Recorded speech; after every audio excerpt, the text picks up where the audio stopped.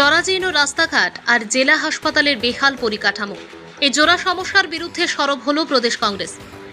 দ্রুত পথ সংস্কার ও স্বাস্থ্য পরিষেবার উন্নতির দাবিতে আজ উত্তর ত্রিপুরার ধর্মনগরে এক বিশাল বিক্ষোভ কর্মসূচি ও পথ অবরোধে নামেন কংগ্রেস কর্মী সমর্থকরা।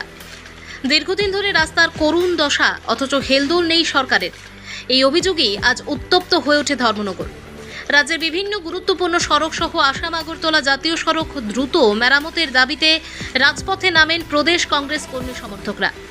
অবরোধের জেরে অবরুদ্ধ হয়ে পড়ে ওই এলাকার যান চলাচল। কংগ্রেসের অভিযোগ, প্রতিদিন প্রাণ হাতে নিয়ে যাতায়াত করতে হচ্ছে সাধারণ মানুষকে। সড়ক চলাচলের অযোগ্য হয়ে উঠলেও প্রশাসন নীরব দর্শকের ভূমিকা পালন করছে। শুধু সড়ক অবরোধই নয়, ধর্মনগর জেলা হাসপাতালে ভেঙে পড়া চিকিৎসা ব্যবস্থা নিয়েও সরব হন আন্দোলনকারীরা। তাদের দাবি, জেলা হাসপাতালে পরিকাঠামো সংকট তীব্র আকার ধারণ করেছে এবং পরিষেবার মান তলানিতে গিয়ে ঠেকেছে। হাসপাতালে দ্রুত উপযুক্ত চিকিৎসার পরিবেশ ফিরিয়ে আনার দাবি তোলেন তারা। দীর্ঘ সময় ধরে জাতীয় সড়ক স্তব্ধ থাকার পর ঘটনাস্থলে পৌঁছায় পুলিশ ও জেলা প্রশাসন।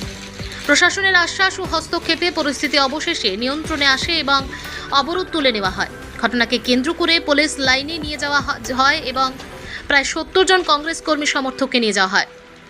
তবে কংগ্রেসের স্পষ্ট বার্তা, সাধারণ মানুষের ভোগান্তি কমাতে এবং রাস্তা স্বাস্থ্য পরিষেবার দ্রুত উন্নতি করতে সরকার উদ্যোগ না নিলে আগামী দিনে আন্দোলন আরও তীব্র আকার ধারণ করবে।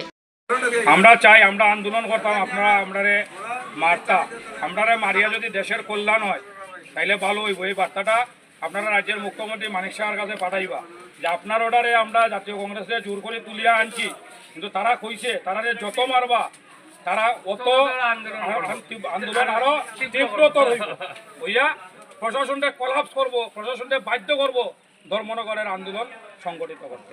ধন্যবাদ। যাতে আর কোনো আন্দোলন করতে না লাগে, রাস্তার কাজ মানিক সাহারে করবেন তাড়াতাড়ি যেন শুরু করে দেয়। এবং আমাদের আশিস শাহ চিরুষে ডিজিরে 12টা থেকে 2টা ডিজি কোনো রেসপন্স করে নাই এই ব্যাপারে। এই ধরে আপনারা ভুল বার্তা পাইয়া আপনারা আন্দোলন থেকে তুলে আনছেন জোর করবো।